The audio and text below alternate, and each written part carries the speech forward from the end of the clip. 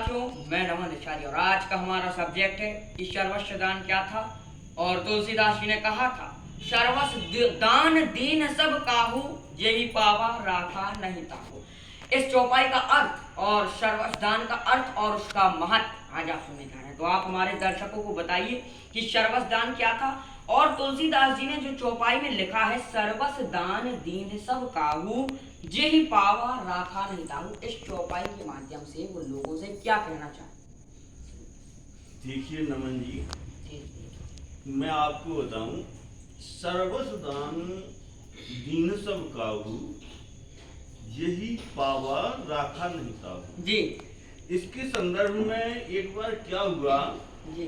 कि भगवान शनि से जो है लड़ाई लड़ने दशरथ जी गए और भगवान शनि की दृष्टि जैसे ही उनकी रथ पे घोड़ों पर उन पे पड़ी तो वो अचानक से उनका रथ तेज सहन न करके शनि महाराज का आकाश से गिरा। आकाश से गिरा।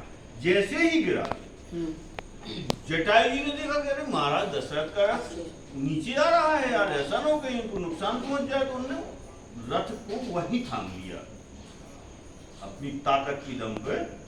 जैसे ही रथ थामा, महाराज दशरथ जो है बहुत प्रसन्न हुए गीधराज जी से। वो बोले, आज आपने जो है हमारी जान बचाई है, जो चाहे वो मांगे।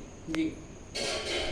कहा गीधराज जी ने कि भाई हमें अभी कुछ नहीं चाहिए, जब समय होगा जी तब हम मांग लेंगे।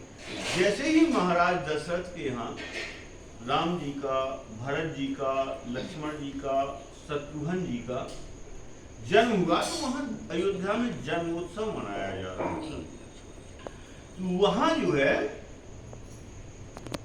एक चौपाई आती है कि सर्वस्व दान दीन सब काहू, यही पावा राखा नहीं ताहू। सर्वस्व, महाराज दशरथ जी के पास सर्वस्व क्या था? महाराज जी के पास जो सर्वस्व था जी, वो राम जी थे। राम जी थे।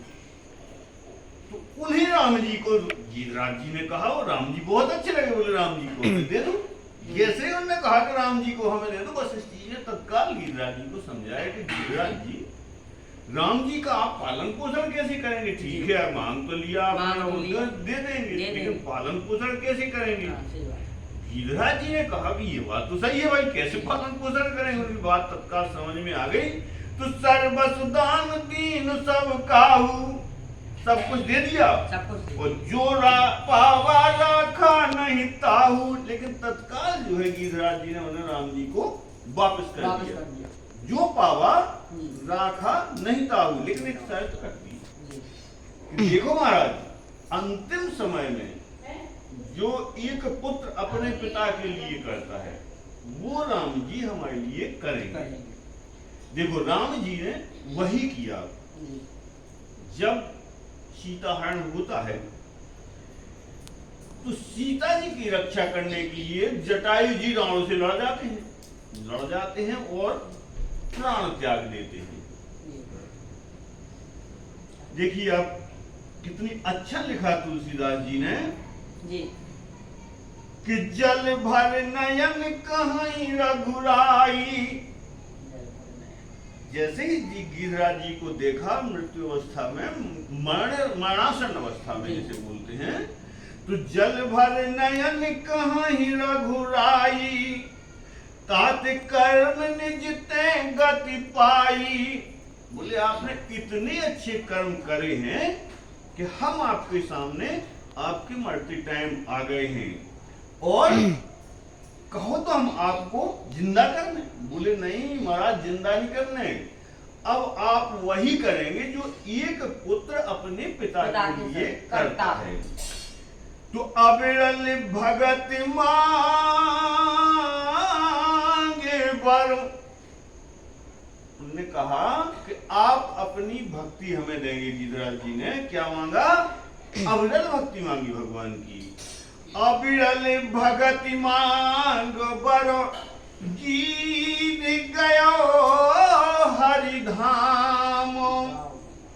ते यही की क्रिया यथोचित निज कर कीन्ही राम। जो मांगा था वो क्रिया, कौन सी क्रिया? जो अंतिम समय में होती है, जैसे त्रयोदशी, पिंड करना, तिलांजलि देना, ये सब राम जी ने गिरिराज जी के लिए किया, जो एक पिता के लिए पुत्र करता है।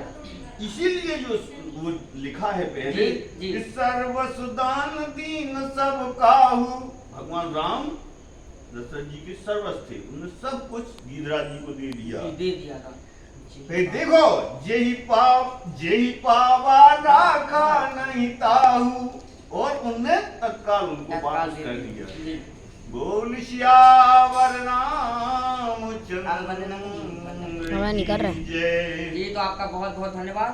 तो साथियों, हमारी आपसे अगली मुलाकात होगी अपने अगले लेक्चर में। यदि आज का हमारा यह प्रसंग आप लोगों को अच्छा लगा है तो हम ये तो नहीं कहते कि वीडियो को लाइक करिए, लेकिन हम लोगों को इससे बहुत खुशी है, क्योंकि सनातन धर्म से जुड़े ऐसे ही प्रसंग आप लोगों के साथ हमें साझा करने का अवसर मिलता है। नमस्कार।